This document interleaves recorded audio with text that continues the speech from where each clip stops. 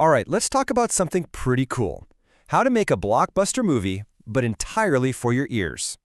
I mean, really think about that for a second. How would you show an epic battle or a super emotional moment or a hero saving the day with nothing but sound? Well, it turns out there's a really clever way to do it. And the answer is something called an oratorio. The best way to think about it is right here. It's like your favorite story-driven podcast, but imagine it got a Hollywood-level budget just for the music. It's a huge, epic story told completely through sound, using an orchestra and singers to paint this incredible picture inside your head. Now you might be thinking, hang on, isn't that just opera? And that's a great question. They're definitely related, kind of like cousins, but there are some major differences. So let's put them head to head. Okay, so here's the deal.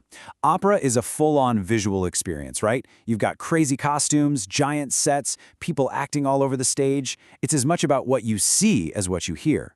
But in oratorio, it strips all that away.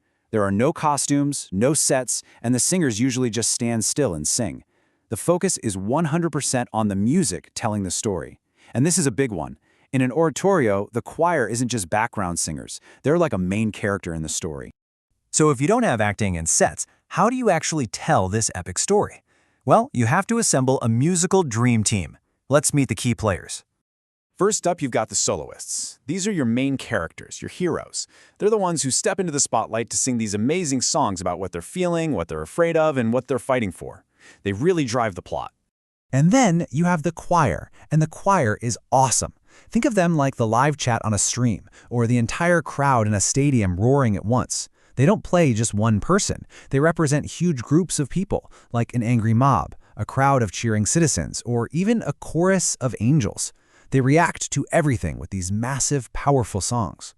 And of course, every epic story needs an epic soundtrack. That's where the orchestra comes in.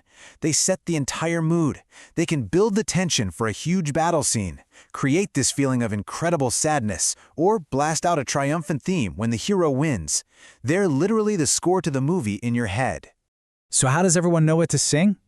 Well, just like a movie has a script, an oratorio has something called a libretto.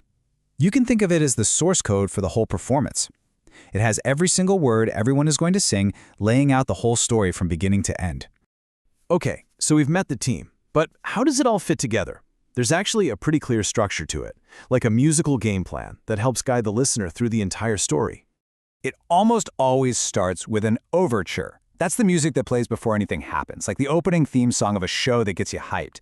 Then you get the recitative, which is kind of like the dialogue. It's sung in a way that sounds more like talking, and its job is just to move the plot along. But then, the action will pause for an aria. This is the hero's big emotional solo, like a dramatic cutscene in a video game where they reveal their deepest thoughts. And finally, you get the chorus, these massive, epic moments where the entire choir comes in with this huge wall of sound. So, what were these big stories about? Well, a lot of them were based on really famous stories from the Bible or about the lives of saints and heroes. They dealt with huge ideas like the creation of the world or good triumphing over evil. The goal was to be inspiring and make people think.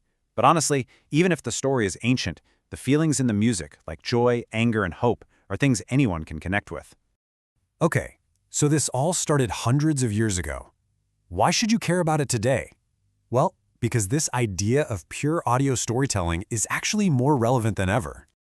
Just look at its history. It all started in Italy, back in the early 1600s, in prayer halls that were actually called oratories.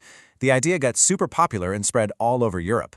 By the 1700s, you had composers who were basically rock stars, like George Friedrich Handel, who wrote Messiah. I guarantee you've heard parts of it. And then you had guys like Johann Sebastian Bach in Germany, writing these absolutely legendary pieces. So if you remember just one thing from all this, let it be this. An oratorio is proof that you don't need a screen to tell an amazing story. It shows that with just voices and instruments, music has the power to build an entire world right inside your head. And that brings us to a final thought. This form of storytelling is totally alive and well today, just in different forms. So what are the oratorios of our time? Think about it. What about concept albums, where an artist tells a single story from the first track to the last? Or what about those fictional podcasts that create a whole universe using nothing but sound effects and voices? The oratorio's legacy is all around us. You just have to listen.